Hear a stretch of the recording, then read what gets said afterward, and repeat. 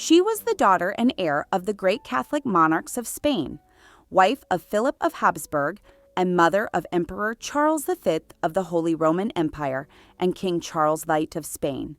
She was successively betrayed by her father, her husband, and her own son, and went down in history as Joanna the Mad. She was probably one of the greatest heiresses in Europe to suffer the most tragic fate, as she spent nearly 50 years imprisoned in a tower of the castle of Tordesillas, first by order of her father and later by order of her son. Was Joanna really mad, or was she driven mad? In this video, you will draw your own conclusions, because I am going to explain in detail what the life of Joanna the Mad of Castile was like. And please, if you haven't subscribed yet, subscribe. And if you like this video, leave your like to help the channel grow. Joanna, Infanta of Castile and Aragon, was born on November 6, 1479, in the city of Toledo. She was the third of 6 children of Isabella the Fowers of Castile and Ferdinand II of Aragon, better known as the Catholic Monarchs. Joanna held a very distant place in the line of succession, yet she received a refined education, fitting for an infanta, mostly guided by her parents, who didn't worry about preparing her to reign, as they never imagined she would one day have to take the throne. From a very young age, Joanna showed great intelligence, learned to master the Romance languages, had an aptitude for music, danced well, and loved to ride horses. This kind of education was rare among women of her time, even for princesses, and both Joanna and her sisters were considered the best and most well-prepared princesses in all of Europe. Joanna grew up very emotionally attached to her mother, who tried to instill in her a deep religious fervor. However, Joanna felt a certain indifference toward religion, something her mother tried to conceal. The Catholic monarchs, Isabella and Ferdinand, tried to strengthen the Kingdom of Spain and expand their influence in Europe. For that reason, they planned strategic marriages for their children. At that time, Spain's declared enemy was France, so they tried to form alliances with other kingdoms to further protect Spanish borders. The most promising marriages for the Spanish crown at that time were with the heirs of the Holy Roman Empire. Thus, the Catholic monarchs decided to make not only one alliance, but 2 with Emperor Maximilian of Austria. They would marry Prince John, their firstborn and heir, to Princess Margaret of Austria, and Joanna to the heir of the Holy Roman Empire, who would go down in history as Philip the Handsome. At 16, Joanna had to leave her homeland to marry Philip. And, to underscore the importance of this event for the world, the princess traveled escorted by no fewer than 131 ships and over 15,000 men. She departed from the city of Laredo bound for Flanders, which would be her new homeland. It was a historic event, a true display of power that the Western world would not forget. The journey faced some setbacks. First, they were forced to dock in Portland, England, on August 31st. And when the fleet was finally able to continue its journey, one of the ships, which was carrying 700 men, all of Joanna's clothing and trousseau, as well as many of her personal belongings, ran aground on a sandbank. All the men and items were rescued, and eventually the ship had to be abandoned. After all those mishaps, Joanna reached her destination. However, she was not received by her betrothed, who was away hunting, and also because the French strongly opposed the marriage, as this alliance would strengthen the Kingdom of Spain, something the French did not like. Thus, Joanna had to wait 34 days to meet her betrothed. It is said that the Spaniards were extremely offended by this slight and considered backing out of the alliance. That's when Philip finally appeared. They fell in love at first sight, and Philip immediately told chaplain Diego Ramirez to perform the wedding ceremony at that very moment. The ceremony was scheduled to take place 4 days later, but he was in a hurry to retire to the bedchamber with his wife. And so he did. They were officially married on October 21st, 1496. Joanna received the title of Archduchess of Austria and Duchess of Burgundy. Philip, who was a year older than Joanna, had been raised in a much more liberal and uninhibited environment than the Castilian court. Joanna fell madly in love with her husband, and did everything she could to be the perfect wife, learning all the customs of her new country. The sober, religious, and family-oriented Castilian court stood in stark contrast to the festive, uninhibited, and individualistic Flemish court. In Brussels, luxury, elegant dress, bright colors, good food, music, and dance were all highly valued. It was the true setting of a Renaissance atmosphere. Philip the Handsome was truly handsome, tall, and very attractive. He loved sports, was showy, ostentatious, vain, selfish, and a womanizer. He also fell in love with Joanna, but soon returned to his routine with an endless list of lovers. Certainly, Philip never stopped being close to his wife, as in the 10 years of their marriage, they had 6 children. The couple's eldest daughter, Princess Eleanor, was born on November 15th, 1498. This girl would become queen consort of both Portugal and France. Philip's infidelities were so constant that Joanna developed obsessive jealousy and a controlling character, which was frowned upon by all, since at the time it was considered normal and acceptable for a man to have lovers. The woman's role was well defined: to give birth and take care of the children without having much time to devote to her husband. He could perfectly well seek companionship elsewhere. Women were expected to accept without protest, especially among the nobility, where image was everything, and the scandals of a jealous woman were the ultimate disgrace. However, Juana was a woman with a strong personality and very sensitive nerves.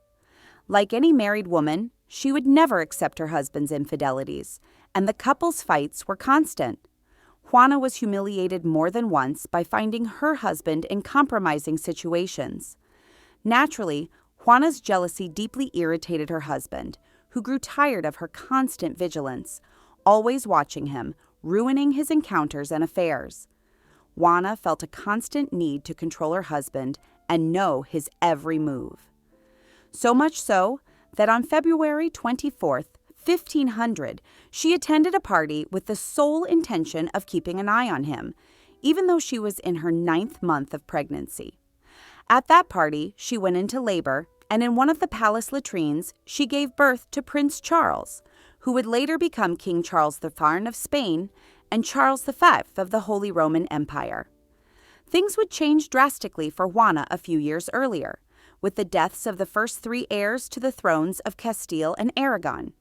Her 2 older siblings, Juan and Isabel, died just a year apart, in 1497 and 1498. Isabel had a son, Miguel, who became first in the line of succession, but he died as a child in the year 1500. Juana then became the heir. On July 18, 1501, she gave birth to her 3rd child, a girl named Isabel, who would become queen consort of Denmark. And in November of that same year, Juana and Felipe left the court in Brussels for Spain, as they were now the legitimate heirs to the throne. On May 22, 1502, they were proclaimed princes of Asturias by the Castilian Cortes assembled in Toledo. At that time, no one questioned Juana's ability to reign. Her explosive temperament was already well known. It was considered an inherited trait from her mother, a formidable woman also prone to crises and melancholy. Felipe loved being the successor to the Spanish throne. He was the heir and the most important man in nearly all of Europe. Once his succession rights were recognized, Felipe, vain and ostentatious, could not stand the simple, sober, and family-oriented environment of the Castilian court. As a result, his relationship with his in-laws became quite tense. And despite his wife's pleas, Felipe left, abandoning Juana in the advanced stages of her 4th pregnancy. She wanted to accompany him, but her mother, Queen Isabel, forbade it, as the journey was long and not advisable. Juana would never forget her husband. On the contrary, she fell into a deep emotional state. She became sad and despondent because she thought her husband would stay by her side to await the baby's birth. She begged him, but he simply packed his bags and left. On March 10th, 1503, she gave birth to a boy named Fernando, after his grandfather, who would become Emperor of Germany. Juana thought she could reunite with her husband, but she was prevented by her mother, who intended for her to succeed as reigning queen, with or without her husband at her side. She did everything she could to ensure Juana stayed in Castile with her, to learn how to rule. Sooner or later, she would forget her husband if he chose to settle in the Low Countries. Queen Isabel did not allow Juana to leave and kept her in the castle of La Moda, so she could reflect and fulfill her duties as heir. Nothing could be further from the truth, as Juana strongly confronted her mother to be allowed to leave and be with her husband and her children, Leonor, Carlos, and Isabel, who had remained in the Low Countries. Faced with her mother's refusals, Juana stopped eating and sleeping, and according to Queen Isabel herself, her daughter showed signs of emotional instability. She remained in the outer courtyard of the castle, barefoot and without a coat, until 2 a.m. on one of the coldest nights of the year, thus showing the first signs of mental imbalance. Due to this behavior, in mid-1504, her mother, already very ill, gave her permission to return to Flanders, on the condition that she be watched by someone trustworthy, who would report to the queen any abnormal behavior from her daughter. And that would be the last time Juana saw her mother alive, and in her own words, she would greatly regret the harsh arguments she had with her.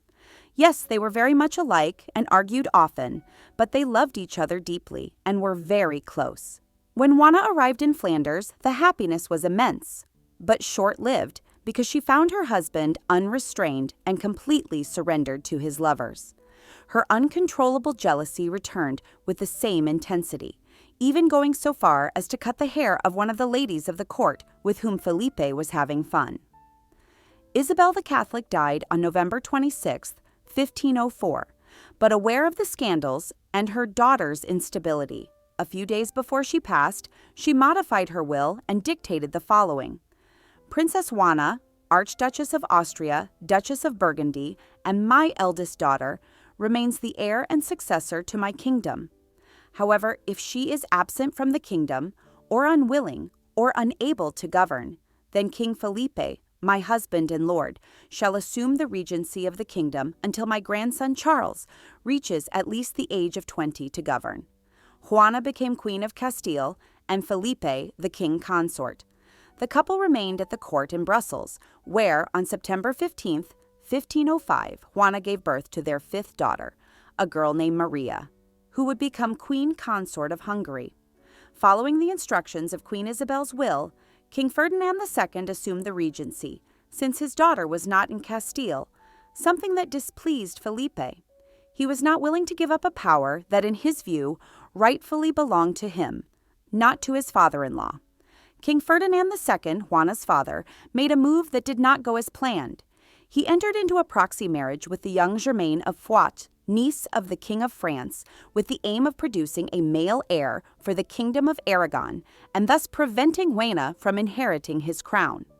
However, this maneuver ended up causing him to lose almost all support in Castile, as it was seen as a trick to prevent Juana, his own daughter, and a true Spaniard, from inheriting the Kingdom of Aragon. And what made it even worse, he allied himself with the country's enemy, France. Felipe, ambitious, desired the kingdom that was rightfully his, but he wanted to rule alone and began plotting to have Juana declared insane and locked away forever. 2 factions then formed, one in favor of Felipe the Handsome and another in favor of Ferdinand II. Juana, the legitimate heir, was caught in the middle of the struggle for the crown, between her father and her husband, sadly knowing that neither of them wanted her near. Juana and Felipe, along with their children, set sail for Spain to settle there permanently in June of the year 1506. Felipe gained the support of most of the Castilian nobility, and so, after an agreement, Ferdinand II was forced to step down, though not without receiving a series of financial compensations, and ultimately renounced the regency that had been assigned to him according to Queen Isabel's will. Juana was sad and furious about that agreement, in which she had not even participated. She left the castle and moved into a rather humble house, where she declared that she would not leave until her beloved father came to get her and spoke with her. The disappointment was immense, because he never showed up. Meanwhile, Felipe was pulling strings to get rid of his wife. However, the Cortes of Valladolid refused to declare Juana incapacitated or insane, as he had wished. Juana was proclaimed the legitimate queen, and Felipe, king consort, and they established their court in Burgos. Queen Juana was pregnant with their sixth child when suddenly King Felipe fell seriously ill with a strange fever. Juana did not leave his side for a single moment until the morning of September 25th, 1506, when Felipe died at only 28 years of age, one of the shortest reigns in the history of Spain, lasting just 3 months. The official version holds that he died after drinking cold water following some physical exercise, but many still suspect to this day that he may have been poisoned. And the greatest beneficiary of Felipe's death was without a doubt his father-in-law, Ferdinand II, who returned to Burgos. Juana had no intention of stepping down from power, but wanted to rule with her father's council in harmony. But the monarch did not wish to govern from the shadows or share the throne with his daughter. Meanwhile, Juana, in her infinite grief and despair over the loss of her beloved, began a pilgrimage with her husband's coffin through the cities of Castile, refusing to bury him. She decided she would bury him in Granada, as was the deceased's wish.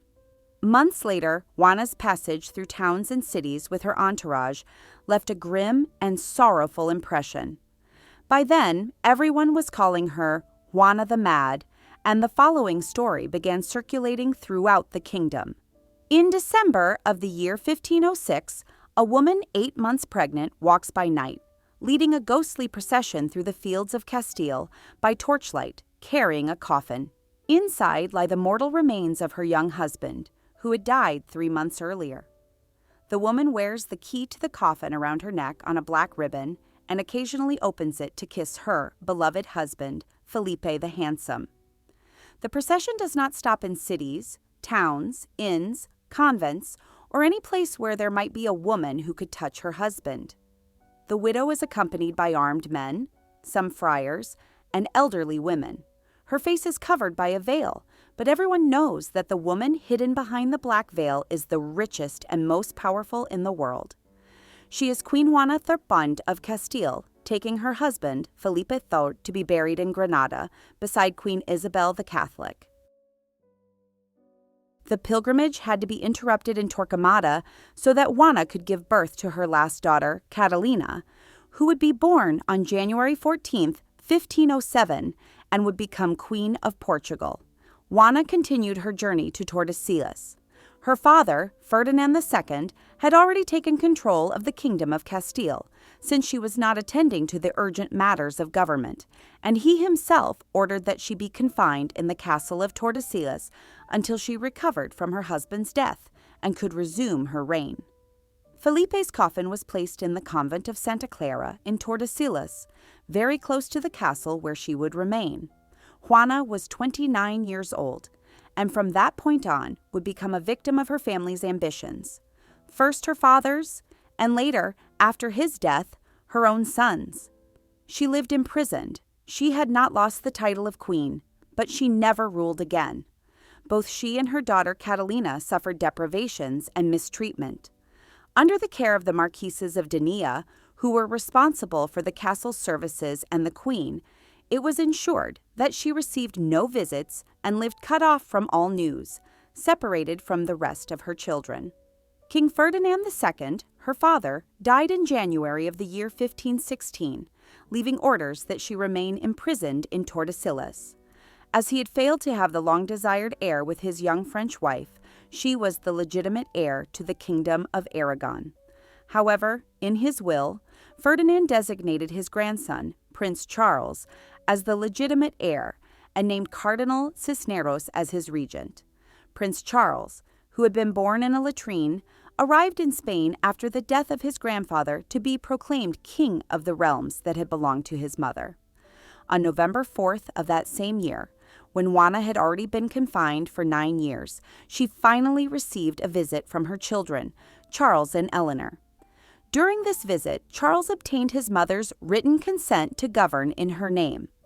However, Charles had already been proclaimed titular king of the kingdoms of Castile and Aragon. In the year 1520, the revolt of the Comuneros broke out, as they fought to seize the throne from King Charles, who had also been named Emperor of the Holy Roman Empire. The Comuneros saw him as a foreign usurper and wanted to restore the legitimate queen, Joanna I of Castile. They went to the castle of Tordesillas, where they finally managed to see and speak with Joanna. They informed her of the real situation in Castile, since up to that moment the queen did not even know that her father had died several years earlier. And although Joanna seemed to support the movement with a certain enthusiasm from her 15-year confinement, at the decisive moment the revolt failed because she categorically refused to sign any document, since doing so would have annulled her son's right to reign, which she had always upheld. Her loyalty as a mother was unbreakable. Despite having received unfair and almost inhuman treatment from that same son, her daughter Catalina, who had been her only companion for 18 years, was separated from her by order of Charles I and sent to her new destination, Portugal, where she would become queen consort. For the rest of her life, Joanna lived secluded in Tordesillas, receiving very few visits from her son, who would appear either alone or accompanied by his own family. During those visits, Joanna began to notice the absence of certain personal items, such as extremely valuable jewelry, with great sentimental meaning to her, since some were gifts from her beloved Felipe. She searched for them desperately and blamed the castle's servants, never her family, although deep down she knew it was most likely her own blood behind those thefts. She spent her days gazing at the horizon from her window. She gradually deteriorated, losing mobility in her legs, and her mental state worsened more and more. The few people who saw her, some religious figures, believed and claimed that the queen was possessed. Joanna died in Tordesillas on April 12, 1555, on a Good Friday after having been a prisoner for 46 long years. Against her will, she was buried in the convent of Santa Clara in Tordesillas by order of her own son, the same son who ignored her final wish, to rest in Granada alongside her parents and the man she loved. For decades, her remains stayed far from everything that once gave her life meaning. It was not until the year 1574 that her grandson, King Philip II, ordered that her remains be transferred to Granada, thus fulfilling the wish that had been denied to her, to rest beside her parents and her beloved husband.